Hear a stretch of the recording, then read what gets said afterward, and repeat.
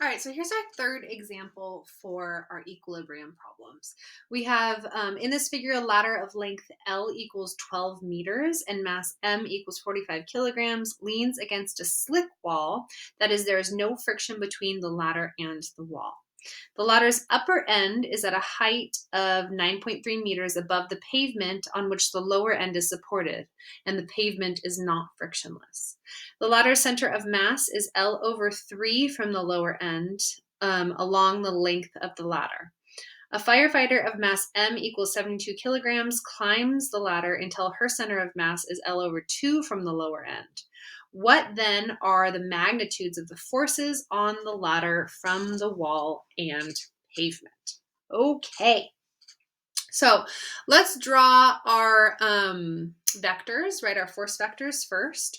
Now we know that we want to find the magnitudes of the forces on the ladder from the wall and the pavement. So here is the force. Let me make that a little bit thicker. So the force from the wall is going to be the normal force from the wall because there's no friction on the wall, so we're not going to draw a friction force. So we get force of the wall. And then the pavement, we know that there's going to be two components of force. We have the normal force from the pavement, which I'm going to call FPY, as in the force of the pavement in the y direction. And then we also have the friction force from the pavement. Now, in order to find the direction of the friction force, what you have to do is you have to think about what would happen to that ladder if there was no friction. It would slide down like this, okay? So if the intended motion of the ladder itself is to go outward, slide down, that means that the friction force has to be toward the wall. So that's going to be our force pavement X. That's our friction force there. Now, we said that there's no friction at the top, but of course the friction force would be up at the top because it would slide down if there was no friction anywhere. So just FYI, if we do have friction at the top ever, it would be up. Now we also have the ladder center of mass that is going to be straight down, the force of gravity of the ladder. And then we also have the firefighter, so we have force of gravity from the firefighter. So those are all of our forces acting on this object. So if we want to find the force of the wall and the force of the pavement, now first and foremost, we can see that the force of the wall is at the very top of that ladder.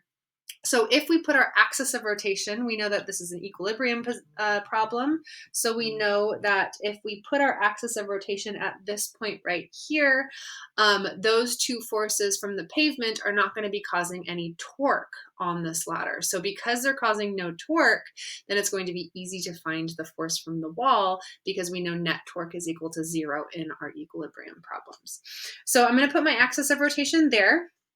And then we're going to use net torque is equal to 0 in order to find our force from the wall on the ladder. So net torque is equal to 0 in our equilibrium problems. And then again, we have been doing this over and over and over in our equilibrium problems, but we know torque is equal to RF sine theta, and we can also use that perpendicular moment arm times the force, okay, for our torque.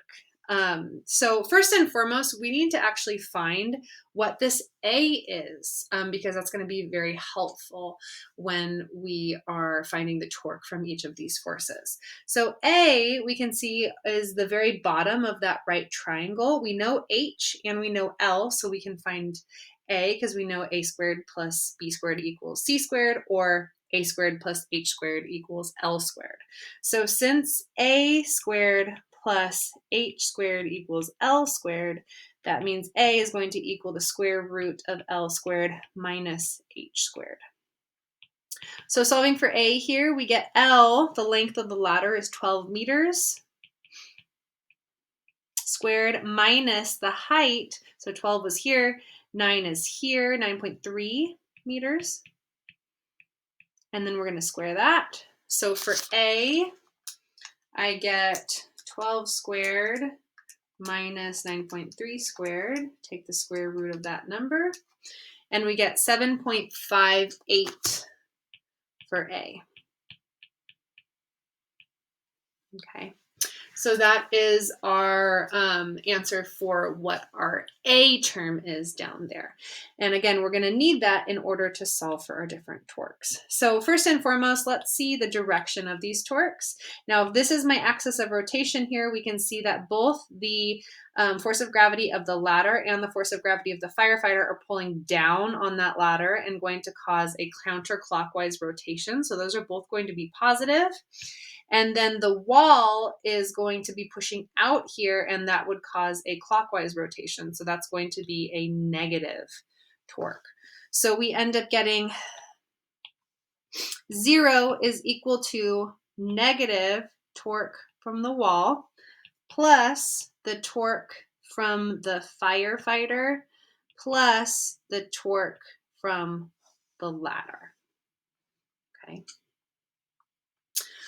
All right, so torque from the wall. We're now going to look at our moment arms for these. So we know, again, torque is equal to RF sine theta, but if we use that perpendicular moment arm, that means that we can just use R times F.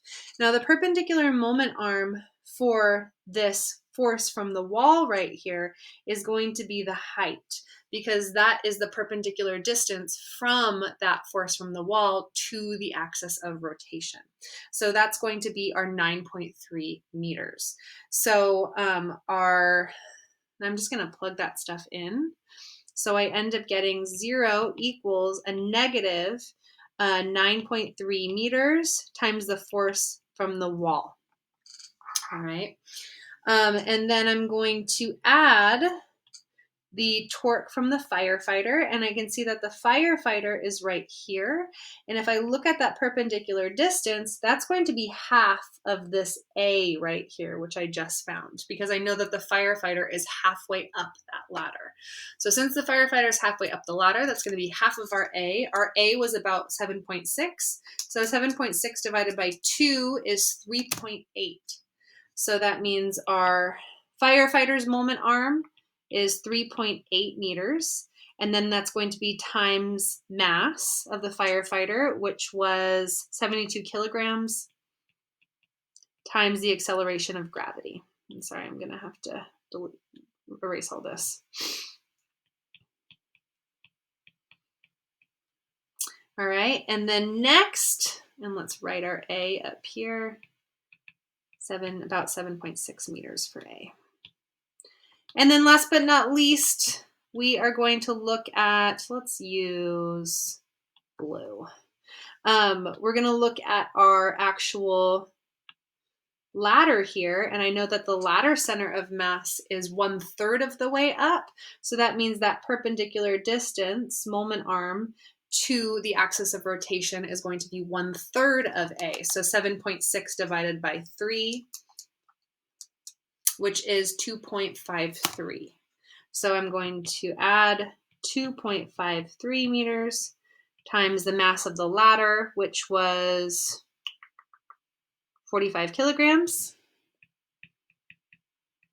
times 9.8 meters per second squared. Running out of room over there. Okay, so now I get 9.3 force wall equals 3.8 times 72 times 9.8 plus 2.53 times 45 times 9.8, and that equals 3,797.01, so just about that, 97 newtons. And then I'm going to divide both sides by 9.3, and so I end up getting that the force from the wall is equal to 408.28, so about 0.3 newtons. All right, and that's my force from the wall. So now we've found the force from the wall. Now we can use that in our other equation for equilibrium. Net force is equal to 0 in both the x direction, so the horizontal direction, and the y direction, the vertical direction, in order to find our force from the pavement. So I'm going to erase all this crazy stuff on here so that I can redraw. So force from the wall is this way, force firefighters this way, force ladders this way, and then force from the pavement in the X direction is that way. Okay, so now we're going to look at our forces. So we now want to find force of pavement in the Y direction and force of pavement in the X direction. So first and foremost, for part, is this different parts? No, there's no different parts. So I know net force in the X direction is going to be equal to 0, and net force in the Y direction is going to be equal to 0, because again, that's our other requirement for equilibrium. Net force has to be equal to 0 as well.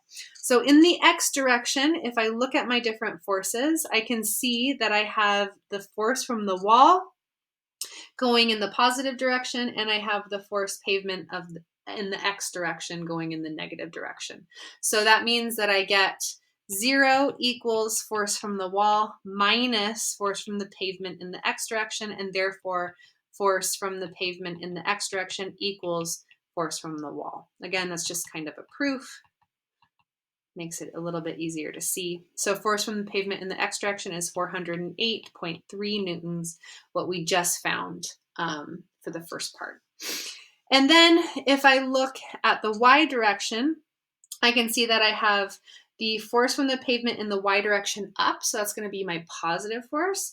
And then I have force of gravity of the firefighter down and force of gravity of the ladder down as well. So I get 0 equals force of the pavement in the Y direction minus the force of gravity from the firefighter minus the force of gravity from the ladder.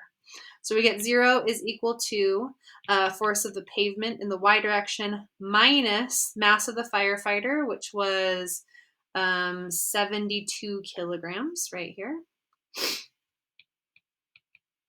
times 9.8 meters per second squared, minus the force of gravity of the ladder. So the mass of the ladder, 45 kilograms, times 9.8 meters per second squared. So what we end up getting here is that force pavement of the Y direction equals 72 times 9.8 plus 45 times 9.8, which is 1,146.6 newtons. And then, of course, those are the two components of the force. So in order to find the overall force, we have to use Pythagorean theorem. So force from the pavement is equal to the square root of force pavement X plus squared plus force pavement Y squared. So plugging in our numbers here, we get 408.3 newtons squared plus 1,146.6 newtons squared. And so we get the force of the pavement